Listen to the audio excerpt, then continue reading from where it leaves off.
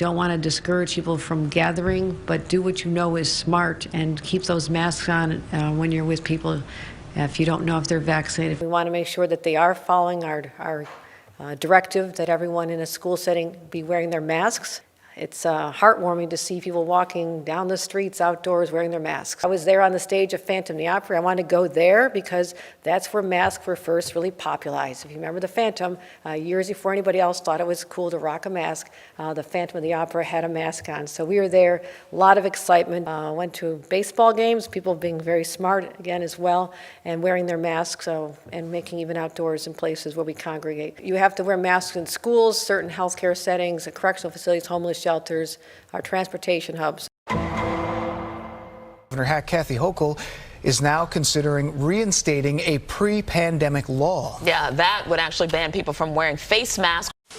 Well, we have a Clown World update. Now masks are bad and the tyrants in New York would like to ban them. If you're thinking that this doesn't make any sense because they were telling you for 2 or 3 years that you had to wear a mask everywhere you went, then you're probably a domestic terrorist and you should just do whatever your government tells you to do without thinking.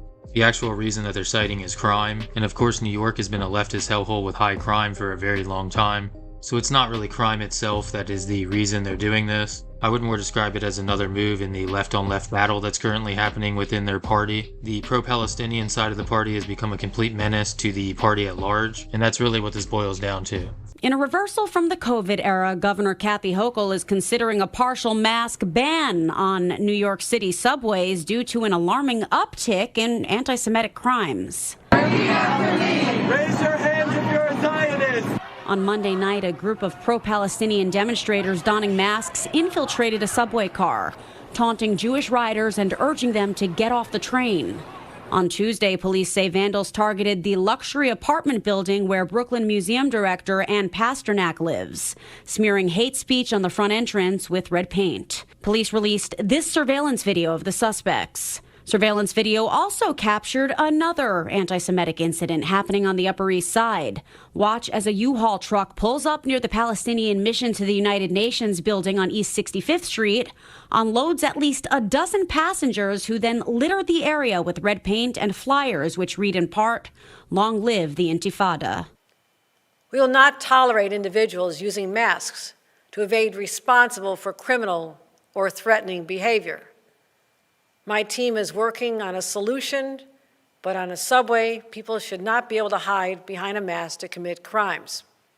I've spoken to Mayor Adams, who's been outspoken on this issue, with the MTA, with local law enforcement, and beginning conversations with the legislature since this takes legislative action, which we're considering. There's obviously a problem here. This will be dealt with. So the State Police Hate Crimes Task Force is working with local police to investigate these crimes, and I have directed our state police to increase patrols in sensitive locations all over New York. And it's not just Governor Hochul who's supporting this push. New York City Mayor Eric Adams is also getting behind the mask ban after being a vocal supporter of masks over the last few years, which again highlights how these politicians go around in a political circle and they just pick out whatever is advantageous to them in the moment. But you could do your own version of a mask right at home. 3 items: rubber bands, stapler, napkins. Get this right in the store, simple to get. This can do your whole family. Voila.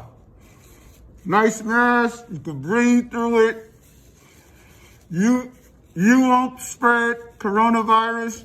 No one will spread it on you. Cowards hide their face. Mayor Adams echoed the governor's concerns during an interview on Katz and Cosby on 77 WABC Radio. And while the two leaders don't always see eye to eye, Adams said he'd support a partial mask ban. And I think now is the time to go back to the way it was pre-COVID, where you should not be able to wear a mask at protests and our subway systems and other places. I'm confused.